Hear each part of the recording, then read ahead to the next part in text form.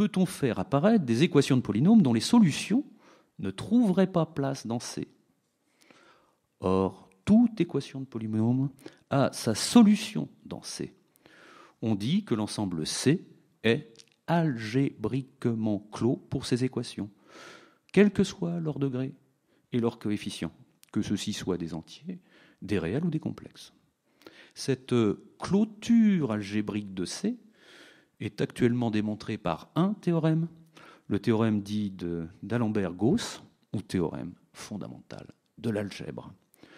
À proprement parler, il ne peut donc plus y avoir en arithmétique de construction de nouveaux corps, par extension du corps des complexes, qui apparaît donc comme une sorte de corps ultime. Cependant, cela ne signifie pas que toutes les créations de nombres soient exhaustivement reconstruites par cette procédure de construction algébrique par extension, en répondant à la nécessité de pallier les insuffisances des précédents ensembles de nombres. Par exemple, Hamilton, en 1833, non seulement a fourni une construction algébrique du corps des complexes, mais il a généralisé ces nombres pour y inclure de nouvelles dimensions, de telle sorte que ces nombres, appelés quaternions, sont susceptibles d'être interprétés géométriquement pour rendre compte des déplacements d'un corps dans l'espace, opérant par rotation et translation, ce qui s'appelle une similitude. La généralisation a pu se poursuivre au-delà de l'ensemble R à 4 dimensions vers l'ensemble R à 8 dimensions, constituant ainsi les octonions. Enfin, une généralisation des algèbres de similitude fut élaborée à partir de 1876 par Clifford, d'où la dénomination algèbre ou nombre de Clifford.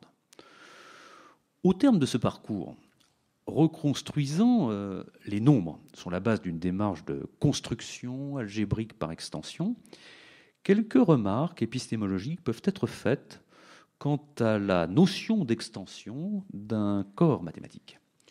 Premièrement, les concepts de corps et d'extension sont des concepts mathématiques dont les définitions sont rigoureuses et univoques. Il faut se garder d'y voir des notions métaphoriques. Deuxièmement, la construction des nombres n'a rien d'arbitraire.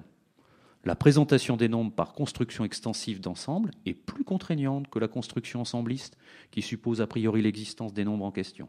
Ce en quoi elle est bien plus satisfaisante sur le plan formel. Troisièmement, la présentation formelle des nombres par construction algébrique, d'une part, ne recouvre pas le véritable chemin historique de la création des nombres. D'autre part, cette exposition systématique n'épuise que la création des nombres provenant de la résolution des équations algébriques. Le corps des complexes étant, de ce point de vue, le corps ultime. La création de nombres peut en effet prendre d'autres chemins.